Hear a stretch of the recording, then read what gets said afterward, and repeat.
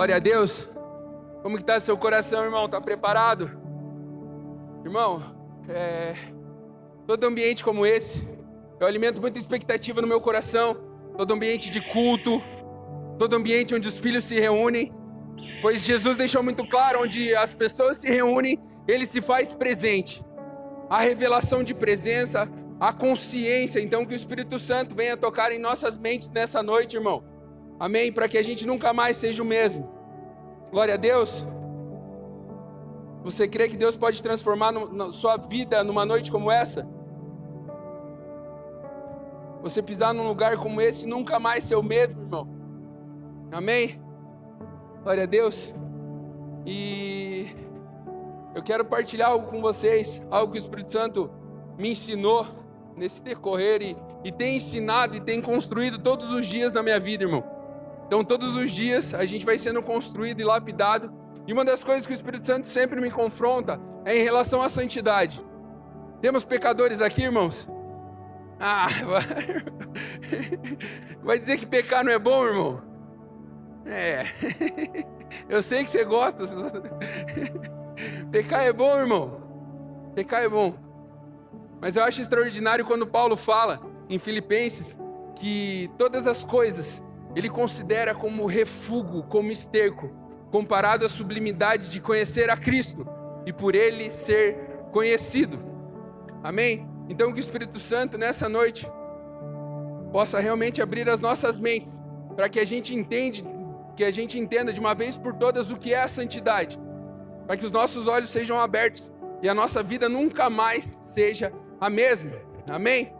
Então talvez nessa noite eu falo com pessoas que já estão sem forças, irmão, que estão tentando lutar ciclos e ciclos contra pecados, e você vem num ambiente como esse, talvez sem esperança, talvez por fora está tudo bem, irmão, talvez dentro da tua liderança está tudo bem, mas você sabe dos seus pecados, você sabe quanto isso tem te limitado e o quanto isso tem te escravizado, e não foi para isso que Cristo nos libertou, irmão. Não foi para esse ambiente que Cristo deu a sua vida. Então talvez seja esse o ambiente onde pessoas estão chegando nesse lugar e por fora aparentemente está tudo bem, mas dentro do seu coração elas se encontram escravas. Irmão, agora em março vão fazer 14 anos que eu entreguei minha vida para Jesus. E um ambiente como esse me relembra porque só eu sei de onde Cristo me tirou. Só eu sei de onde Cristo foi lá. E como eu sempre falo, quando eu estava voltando para casa, depois de ter aprontado muito, irmão. E eu não sei como era na sua casa, quando eu estava voltando para casa, quando eu tinha aprontado, minha mãe sempre ficava no portão assim: entra, filho. Entra. Não vou entrar, você vai me bater. Entra, bebê da mãe. E quando eu estava voltando para casa, eu esperava ganhar a maior surra da minha vida, eu recebi o melhor abraço. Porque Deus não tinha me feito pecador, Deus tinha me feito filho, e eu não entendia. E dia após dia eu vou compreendendo sobre isso. Romanos 7,19, o primeiro versículo que a gente vai ler nessa noite, fala assim: pois o que eu pratico não é bem o que eu almejo, mas o mal que não quero realizar, esse sim sigo praticando. Parece que fui eu que escrevi isso aí, parece que não foi Paulo, irmão. Você consegue imaginar Paulo pecando depois de tudo que você leu? Um homem que foi ao terceiro céu, um homem que caminhou com tanta clareza e hoje traz tantos ensinamentos, ele falando sobre isso. Isso cabe muito mais ao Didi do que Paulo, irmão. Por quê? Muitas vezes o meu coração, ele quer fazer o bem. Mas o bem que eu quero fazer, esse sim eu não faço. E o mal que eu não quero fazer, esse sim eu acabo cometendo. Você já pegou diante desse momento, irmão? Quando você erra e automaticamente você fala: por quê? Puxa, estava indo tudo tão bem. Faziam 6 meses que eu não recaía nesse pecado. Já tinha um ciclo tão grande que eu estava investindo a minha força sobre isso para vencer. E eu recaí novamente. Falo só de mim, alguém se identifica, não precisa levantar sua mão. Talvez esse foi o dia da sua queda. Talvez hoje, antes de vir para o culto, você pegou ou pecou, ou até mesmo dentro do culto. A sua mente se desvia para ambientes que só você sabe. E tudo isso podia passar de forma isolada, porque é um fórum íntimo, irmão. Ninguém pode julgar a gente nisso. Mas Deus sabe tudo o que nós pensamos. Então a gente vai ter que responder a Ele diante de Deus tudo isso. Às vezes eu já ouvi as pessoas falar assim: só Deus pode me julgar. E vai. Mas queira cair no julgamento da mão do Didi e não de Deus, irmão. Porque o homem julga segundo aquilo que nós fazemos e falamos. Mas Deus vai muito além. Jesus colocou esse peso sobre os homens. Eles estavam discutindo sobre o adultério e Jesus chega e põe um ponto final naquela conversa. Fala: aquele que pecou na sua mente, aquele que pensou mal na sua mente já adulterou. E como caminhar em santidade diante de um crivo tão alto como esse, irmão? Como caminhar em santidade diante de um parâmetro tão alto como esse? Por quê? Você pensou mal hoje, irmão? Às vezes dentro do culto você pensou mal. Olha a roupa. Meu Deus do céu. Às vezes dentro da igreja a gente pensa mal. Quem dirá lá fora?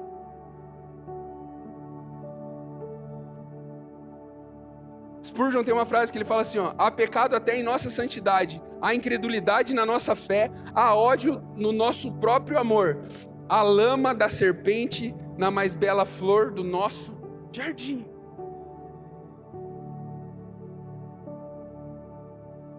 Então essa é a batalha, irmão, constante nas nossas vidas. Até que a gente entende alguns pontos claros. Irmão, eu caminhei por muito tempo batalhando por vários pecados na minha vida e eles eram cíclicos. Aconteciam, eu colocava todas as minhas forças para vencê-los e de repente estava eu lá pedindo perdão para Mari de novo, pedindo perdão para Deus de novo, porque ele tinha se repetido na minha vida. Ele tinha se repetido na minha história. E eu ficava, irado com isso, irmão. Como pode? E nessa noite eu quero conversar com vocês sobre 3 pontos e a gente vai embora. No nome santo de Jesus. Amém? A gente vai falar sobre o que é a santidade, como ser santo e o para que ser santo. Tudo que Deus estabelece tem um porquê, um para quê e um como. Então se a santidade é algo estabelecido por Deus, ela tem um sentido. E vamos passar para o primeiro ponto. O que é a santidade? Taylor Chardin tem uma frase que ele fala assim: o que falamos sobre Deus, Ele não é.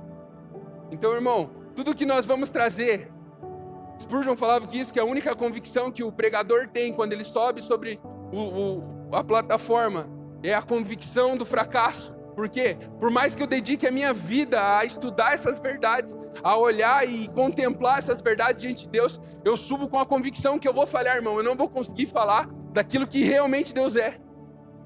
Então, por mais que a gente vá falar com clareza sobre a santidade, por mais que o Espírito Santo abra os nossos olhos, quando a gente vai expressar em palavras, a gente já acaba limitando.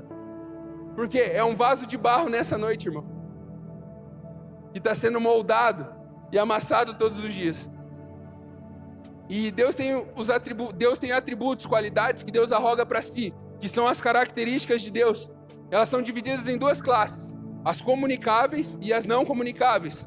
As comunicáveis são apenas atribuídas a Deus: a onipresença, a onisciência e a onipotência. Quem dera ter onisciência, irmão. Você ser casado e você poder pensar o que a sua esposa está pensando. Seria bom, marido? Às vezes não, né? Às vezes não. São atributos que Deus só tem para Ele. A gente nunca vai conseguir se mover dentro desses atributos. Mas tem os atributos comunicáveis, o que Deus possui e comunica através das suas criaturas: bondade, amor, justiça e santidade. E são infinitos esses atributos.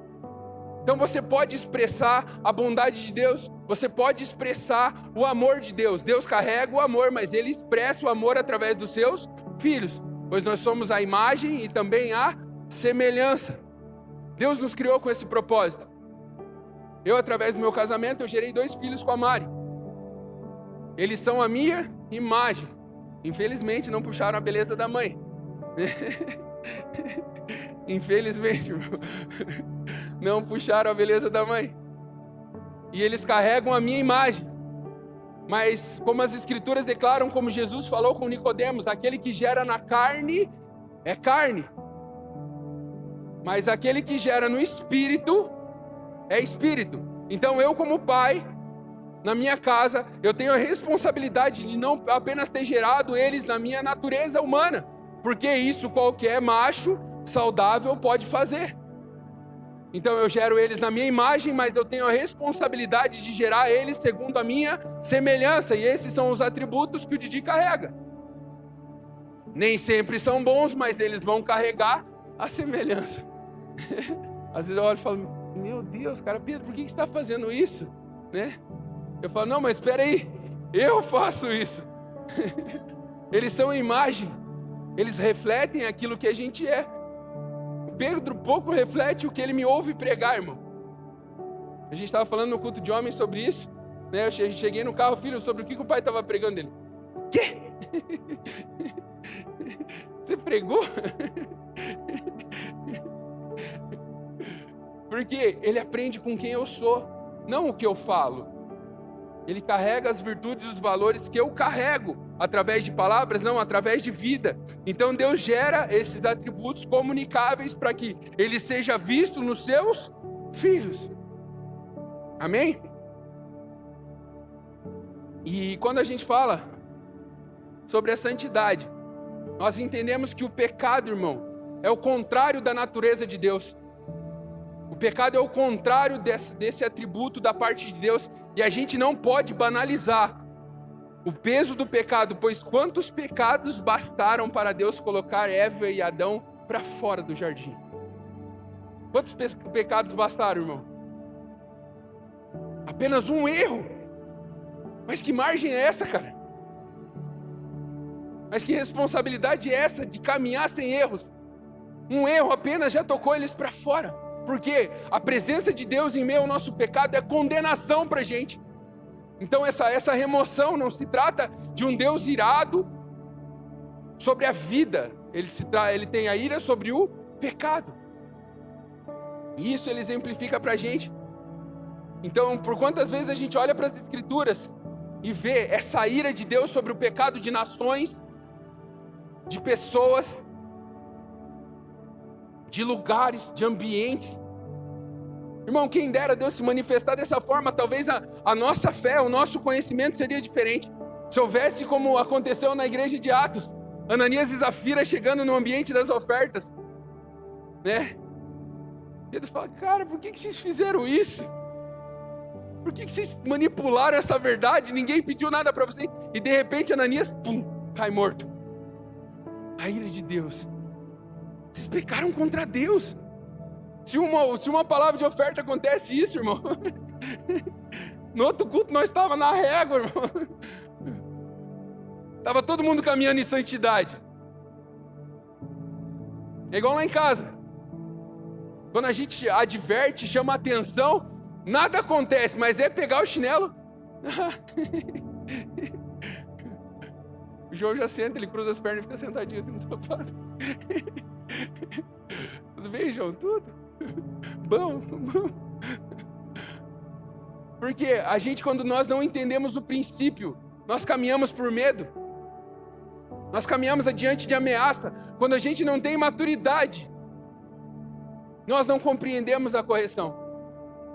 Eu lembro uma vez, vou expor a Cíntia aqui, pedir perdão.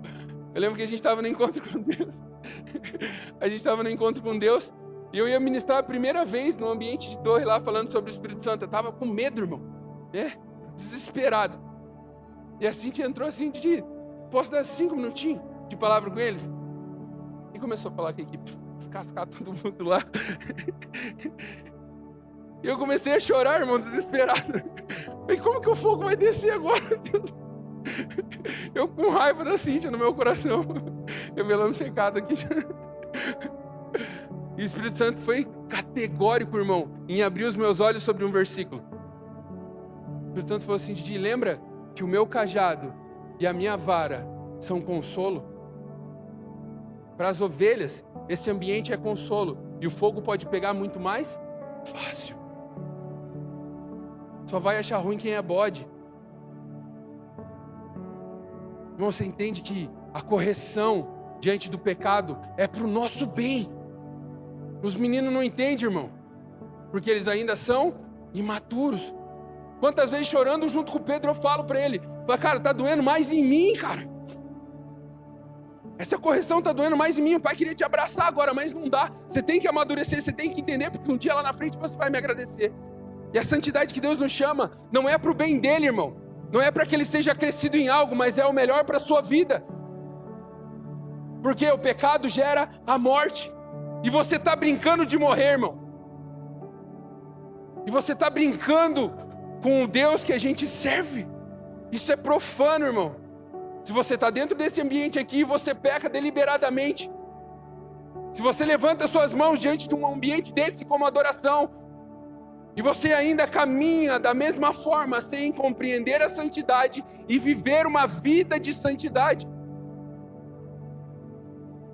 Amém?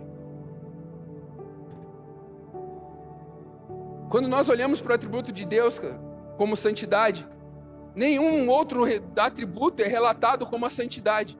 Nós vemos um ato chamado de trisságio acontecendo por 2 vezes nas Escrituras, em Isaías 6:3 e Apocalipse 4:8. Os anjos de frente com o trono de Deus são unânimes em declarar: Santo, Santo, Santo.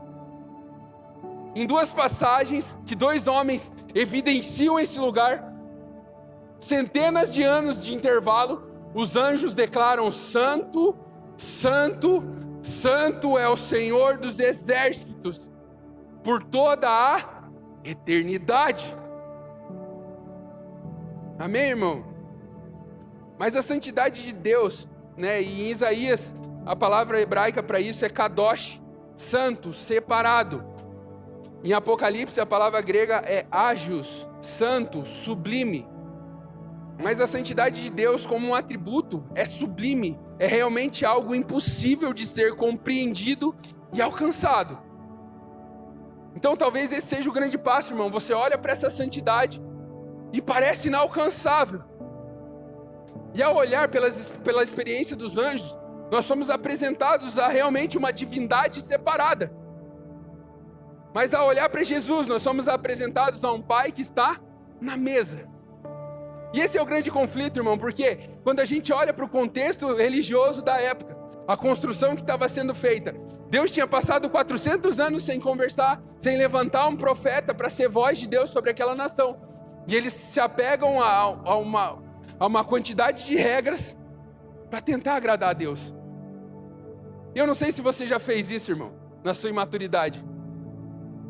Você tentar cumprir regras para melhorar uma performance, para ser aceito por Deus. Isso é religião. Isso é religiosidade. Só que de repente, Jesus levanta um profeta, João Batista, que vem e prega sobre aquele que viria. E de repente se levanta quem? O filho do Zé. E eu fico imaginando o conflito para aqueles homens, para os fariseus. Como entender aquele homem, como entender as revelações. Mas cara, a gente vê tanto poder nele, mano. Ele fala, o nosso coração se aquece. Mas como acreditar? Porque ele vem quebrando tudo que a gente construiu. Nicodemos se encontra com ele de madrugada. Marca encontros escuros. Porque o coração dele estava aquecido. Ele mesmo chega diante de Jesus e declara: nós sabemos que o Senhor vem de Deus. Nós sabemos que... Porque a gente vê tudo o que está acontecendo. Nós entendemos que Jesus já quebra ele no meio. Nicodemos, você precisa nascer de novo. E eu entendo esse conflito, irmão. Eles diante de Jesus, aqueles que não declaravam o nome de Deus por zelo. Os discípulos confrontam Jesus e falam: Jesus, nos ensina a orar. João Batista ensinava a gente. Então ensina a gente. Os fariseus, agora a gente vai entender. A gente vai ouvir a conversa, a oração dele com Deus. E Jesus começa orando como? Pai nosso. O filho do Zé está tirando. A gente não declara o nome de Deus. Como ele pode chegar aqui e chamar Deus de você? Como ele pode chegar aqui e chamar Deus de Pai? Como pode um relacionamento pessoal com aquele que nós separamos?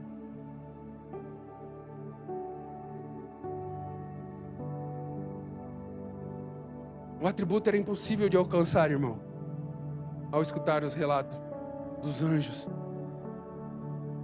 Mas se torna acessível quando nós olhamos para o Filho. É um atributo que parece tão distante quando nós olhamos para o relacionamento dos anjos. A santidade, um Deus separado, aquele que esses anjos tinham 6 asas no mesmo relato, tanto de Isaías quanto de João.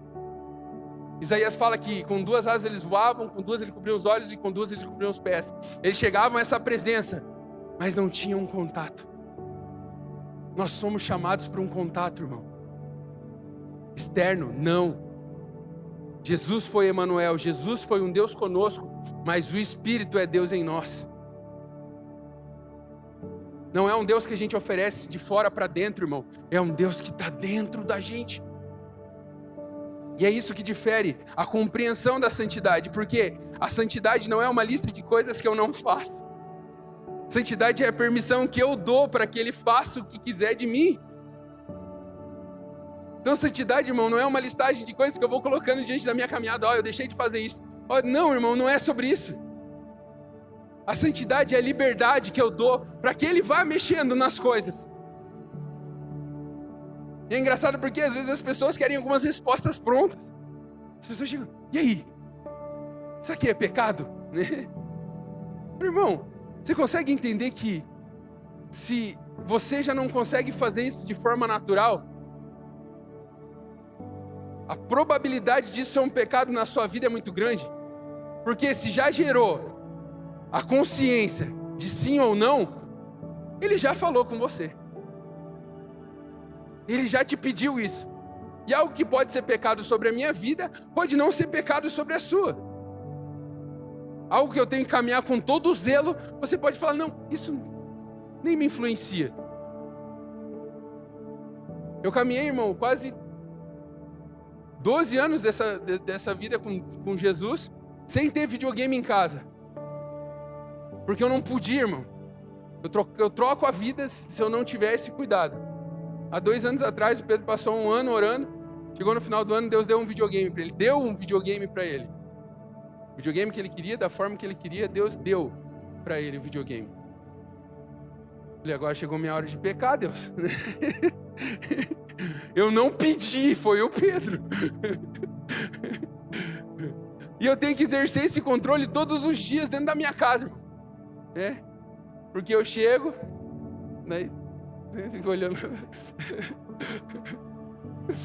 Nossa, que legal. O Pedro já chega contando. Fala, pai, meu Deus, fala a fase que eu tô aqui, não sei o quê.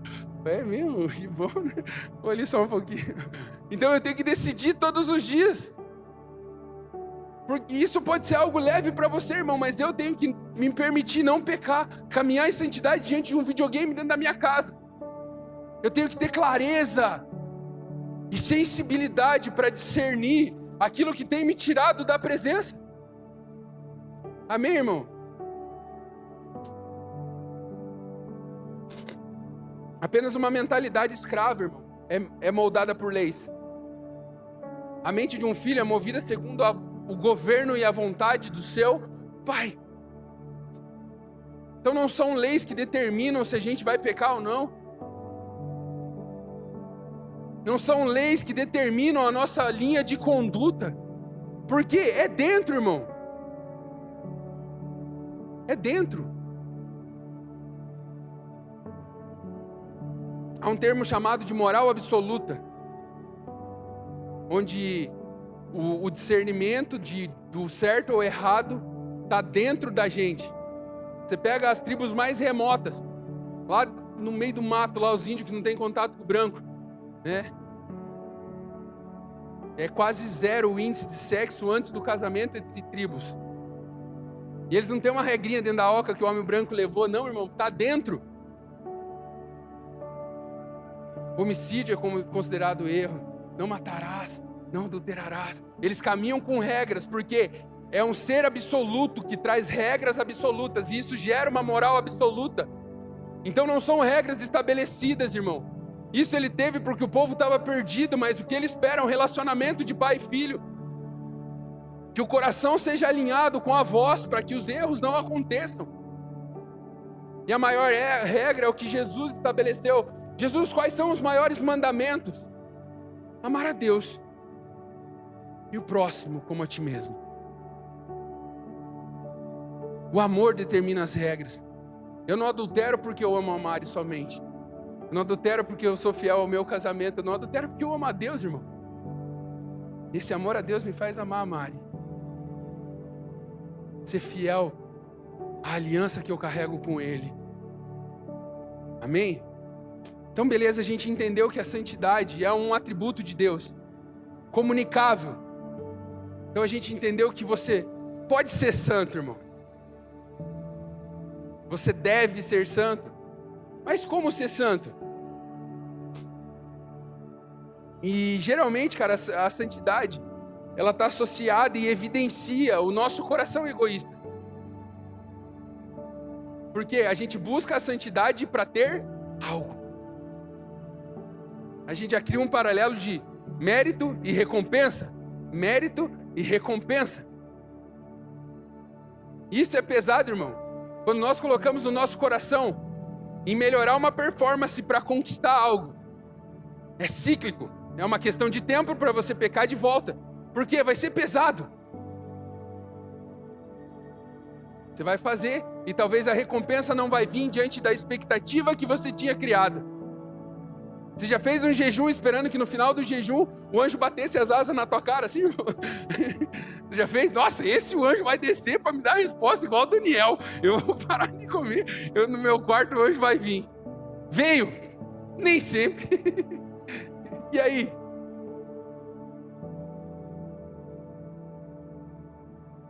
Então não é o que eu faço que vai gerar algo.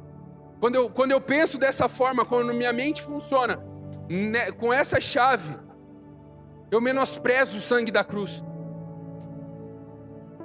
Eu não entendo que foi Ele que me deu o caminho.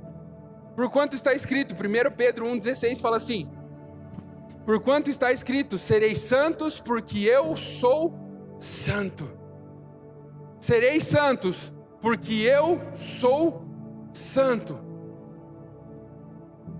Amém, irmão? Quando o Espírito Santo colocou no meu coração esse versículo, eu falei, tá bom, agora fala o quê? Porque parece ser uma simples afirmação, mas nós não entendemos a profundidade do que está sendo declarado. Eu não sei se isso já aconteceu com você, irmão. Você lê alguns versículos, mas parece que os seus olhos não se abrem. De repente vem alguém aqui, lê aqui na frente e fala, não, pelo amor de Deus, isso daí não estava escrito na minha Bíblia. Deixa eu ler aqui. Fala, como é que pode? Eu não tenho entendido dessa forma. E esse versículo, os meus olhos se abriram, irmão. E eu queria mergulhar aqui em uma aula gramatical com você. Não é minha área, irmão, pelo amor de Deus, eu sou totalmente de exatas. Português é o meu calo, a Mariane que me ajuda. Sereis, né? A classificação gramatical. É o verbo ser, o tempo verbal é futuro do presente e o modo é indicativo. Mas por que você está falando isso, Didi? Um verbo no futuro do presente é aquele que indica uma ação, estado ou acontecimento que ainda não aconteceu, mas que vai acontecer depois do momento em que se fala. Ah, você não entendeu, irmão, vou ler de novo. Um verbo no futuro do presente é aquele que indica uma ação, estado ou acontecimento que ainda não aconteceu, mas que vai acontecer depois do momento em que se fala. Jesus falou, sereis santos, como eu sou santo. Não tinha acontecido até o momento em que foi declarado. Ainda não era, mas Jesus já declarou. Um verbo no modo indicativo é aquele que expressa certeza, realidade ou fato considerado verdadeiro, ou seja, ele indica ações, estados ou acontecimentos que acontecem, acontecerão ou acontecerão de forma concreta. Então já aconteceu, irmão. Já é dado como verdadeiro. Você entende que ninguém fica santo. Você pode deixar de ser santo, mas pela palavra que Cristo já declarou, você já é. Você escolhe permanecer ou não. Você escolhe dar lado e dar ouvido. A mentalidade de fazer para ser nos permite chegar bem perto, mas acaba nunca nos tornando. Nela, a santidade é sempre um alvo a ser alcançado. Então, quando nós colocamos na nossa mente a mentalidade de fazer para ser, nós entendemos que essa chave, ela é gerada na nossa mente não de forma despretensiosa, irmão. Isso é intencional. Satanás faz isso desde o Éden. Foi essa a ferramenta que ele usou com Adão e Eva. Ele chegou para eles e falou: puxa, mas espera aí. Vocês ainda não são. Se vocês fizerem, vocês serão. Mas já havia sido declarado que eles eram a imagem e semelhança. Mas não, se vocês fizerem, vocês alcançarão. Não é pela autoridade, não é pelo fato que Cristo fez, não é pelo que foi feito, não é pelo sangue derramado. Você precisa se esforçar e se empenhar para vencer tudo isso. Porque a santidade, irmão, eu batalhei, cara, muito tempo na minha vida, usando todo o meu esforço para vencer algumas áreas. E era cíclico. Eu chegava e caía. Vencia 2 semanas, chegava, caía. Vencia 2 meses, caía. E o Espírito Santo falou: Didi, para de usar toda a sua força para vencer o pecado. Use todo esse empenho para me conhecer. Porque a santidade não é só a distância do pecado, é só a proximidade da minha presença. É o quanto próximo você está, é o quanto o seu ouvido está colado nas batidas do coração do Senhor.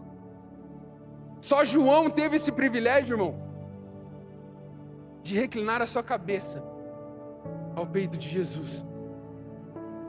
É uma escolha, irmão. Todos nós temos à disposição essa presença. Todos nós temos à disposição o relacionamento. Mas poucos escolhem em render a sua vida. Não para vencer o pecado, irmão, mas para caminhar em santidade. Conhecendo a Cristo. E o pecado vai perdendo o valor, irmão. Não é você que vai se afastando do pecado, mas é a proximidade de Deus que vai fechando os seus olhos. E você não consegue mais olhar para outro lugar. A sublimidade da presença vai atraindo o seu coração. E você não consegue se ver em outro ambiente. Por mais que os erros aconteçam, você para e reflete. Fala: Deus, como pode? Não faz mais sentido, cara. E cada erro evidencia para você a importância de Cristo sobre a sua história e sobre a sua vida. Cada erro evidencia para você o quanto você ama, não em palavras, mas em vida.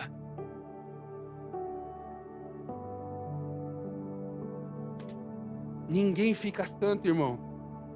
Você deixa de ser. Porque Ele declarou.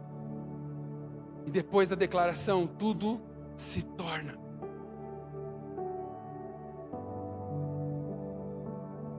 Então a força contra o pecado não vem do seu braço, não vem das suas decisões, mas é a sua dependência desse Espírito que está dentro e te chama para um relacionamento, irmão. Amém? E a gente cai no último ponto. Por que ser santo, irmão? Hebreus 12:14 fala assim: esforçai-vos para viver em paz com todas as pessoas e em santificação, sem a qual ninguém verá o Senhor. E por muito tempo, irmão, eu li de forma muito limitada esse versículo, porque eu acreditava que a santificação era a chave pela qual eu viria o Senhor. A santificação era a chave pela qual eu poderia me achegar a essa presença e acessar Deus de uma forma diferente. E as minhas ações, a forma que eu moldava o meu coração, a forma que eu moldava a minha vida, a forma que eu melhorava uma performance ia me colocar diante dessa presença de uma forma diferente do que antes. E eu achava que era assim. Que sem a santificação eu não veria o Senhor.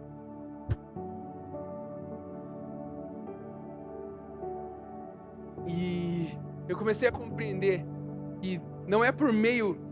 Como que eu vou ser santo se eu não vejo? E Cristo veio evidenciar essa presença. Cristo veio ser a forma palpável de um Deus e o caminho a ser seguido. Ele veio evidenciar para a gente que é possível, porque quando o relacionamento era com Deus, os anjos evidenciavam uma presença santíssima, separada, mas Jesus traz e coloca os filhos diante de uma mesa, na clareza de uma presença que nós nos relacionamos, como a palavra fala sobre Moisés, face a face. Então nós temos essa presença à nossa disposição, irmão. Então eu não me santifico para ver a Deus, eu sou santo. Eu não me santifico para ver a Deus, eu sou santo para aquele que ainda não o viu, veja. Então eu não me santifico para que eu acesse, eu me santifico para que eu seja o acesso. Essa é a intenção de Deus, irmão. Esse é o coração de Deus em nos chamar para a santidade. Para que a sua vida reflita, para que você, no lugar onde você pisa, no ambiente de trabalho, na fila de um supermercado, você evidencie essa presença. Por quê? Porque você se santificou e entrou dentro desse ambiente? Não é sobre isso. Não são os nossos méritos que dão a chave para essa porta. Mas foi o sangue derramado que muda uma consciência. A santidade não é para ver Deus, não. A santidade é para que Deus seja visto.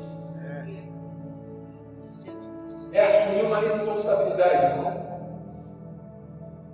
Que você pisa nessa terra e a consciência foi gerada no final de semana como esse, para que você amanhã, diante do trabalho, para que você amanhã na fila do supermercado, para que você ainda hoje, diante do trânsito, numa pizzaria, no ambiente que você estiver, você reflita os atributos de Deus.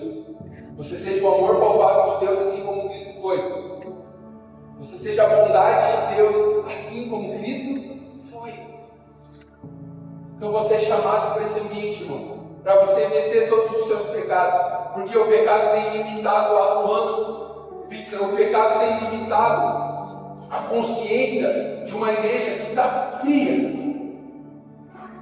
Hoje nós somos um número expressivo de cristãos aqui no Brasil, mas o nosso país não é influenciado. Porque muito nós falamos, mas pouco nós refletimos. Muito nós expressamos através de palavras, mas talvez pouco nós vivemos o Cristo através de uma vida de santidade que evidencia a presença do Pai. Spurgeon tem uma frase que ele fala: santidade é o lado visível da salvação. Você é salvo, irmão? A santidade vai evidenciar para as pessoas, para que você seja reconhecido. Não, irmão, para que essa família aumente. Para que essa família aumente. Não seja santo para ver a Deus.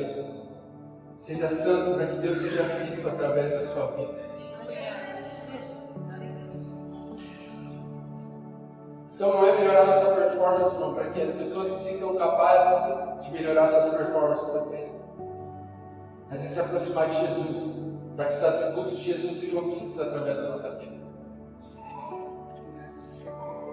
Você consegue entender e assumir essa responsabilidade de caminhar como um homem santo? Caminhar como alguém, essa consciência foi gerada. E não é necessário uma melhora de performance para que você acesse. Não, é só ser gerada uma consciência. Que a gente não se amolde aos padrões desse mundo, mas através de uma renovação de mente, nós acessamos. E a cada dia, o relacionamento com Cristo vai tirando de nós aquilo que nos tira da sua presença. Cada dia com Jesus, Ele tira de mim aquilo que tem tirado Ele. Então todos os dias eu sou apresentado em algumas áreas que os meus olhos não tinham sido abertos ontem.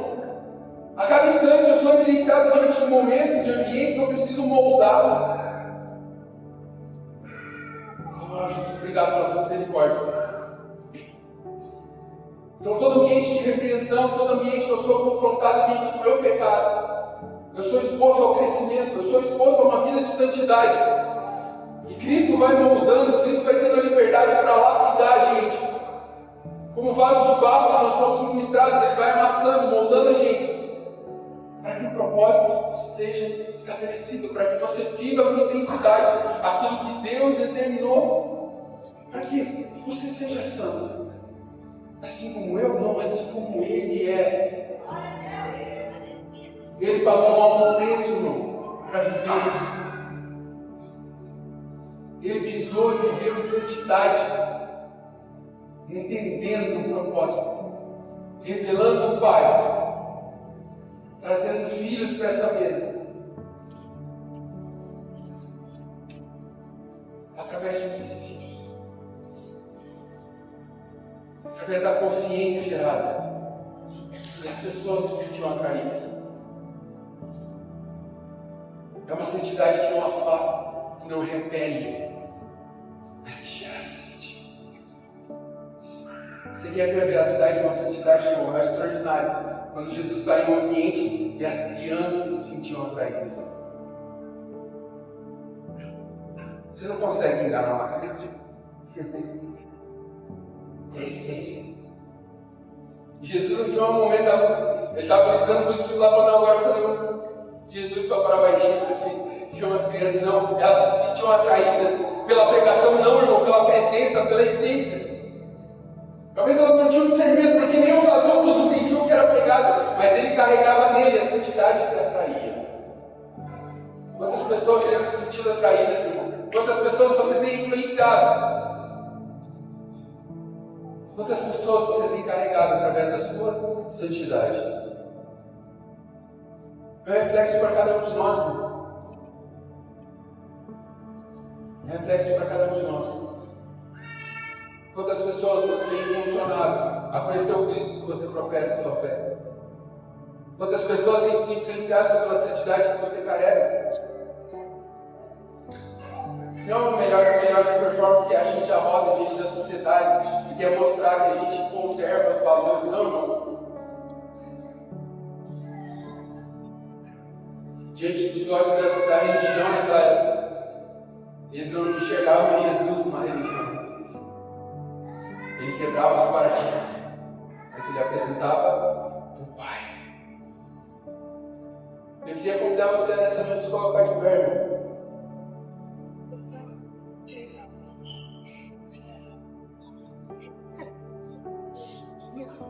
Nessa noite eu queria fazer um convite a pecadores. Pecadores. E reconhecem a sua dependência. Irmão, e talvez você está aqui nessa noite e você já está cansado. Porque o pecado apresenta uma vida de escravidão para a gente, de condenação. E talvez você já está cansado dessa vida. Quer te apresentar uma nova proposta. Cristo é essa proposta. Cristo é esse caminho. Há uma vida de santidade. E eu queria convidar você que quer romper todo esse pecado cíclico que está na sua vida. Seja na área que for, irmão. Há ambientes que nós nos tornamos escravos desse pecado. E Cristo quer apresentar uma vida de verdade para você. Uma vida de santidade.